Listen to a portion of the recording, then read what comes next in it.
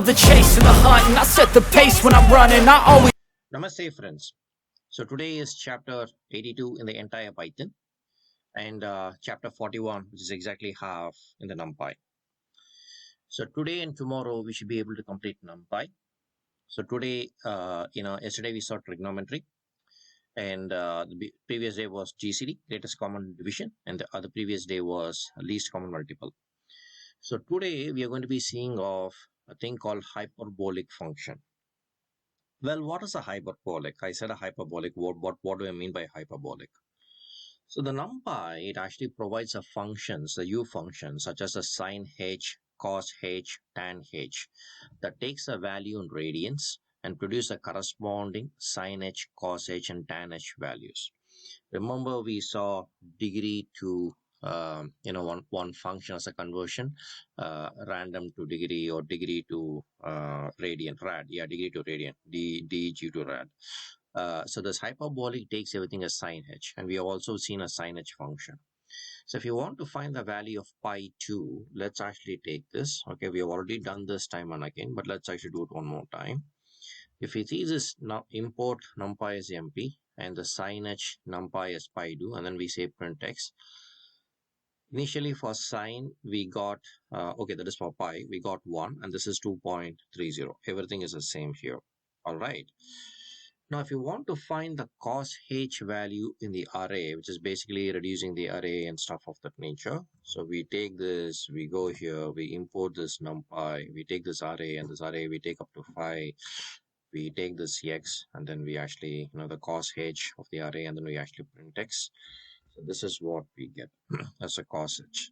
And I think a similar thing we can also do with the tan h. Okay, similar thing we can do with the tan h. So let's actually see this, and let's actually do this. Yeah, so tan h is also working.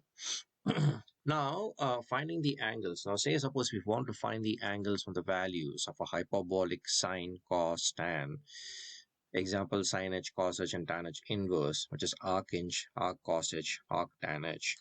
The NumPy also provides a functionality for the same, like the arc sine h, arc cos h, arc tan h, that produces the radian values for a corresponding sine h, cos h, and tan h. So it is not only like, radian to degree, it is also vice versa. So if I actually take this, and if I actually do this, like say for an example, so this arc sine h, right? So if I take, for example, if I actually do this, so arc sine h, so here I go. So this actually gives me this. And then I have a cos, I can try. It's going to give me this, and I'm pretty sure tan is going to give me something. Okay, this is invalid, but we'll see why it is invalid. All right.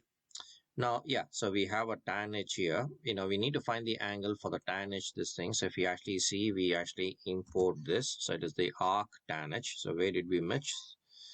We have everything ready, but let's actually see whether this is actually working. I have an array here, and let's see whether this is working. So when I actually print this x, so yeah, so this is working. Okay, so this is how I actually converted back to the radian form. All right, guys, this is all the hyperbolic function is, which is in continuation of the trigonometry. I trust you have actually seen my lecture, liked it, probably understood it. If you have any questions, kindly contact me. I'll actually try to help you to the best of my abilities.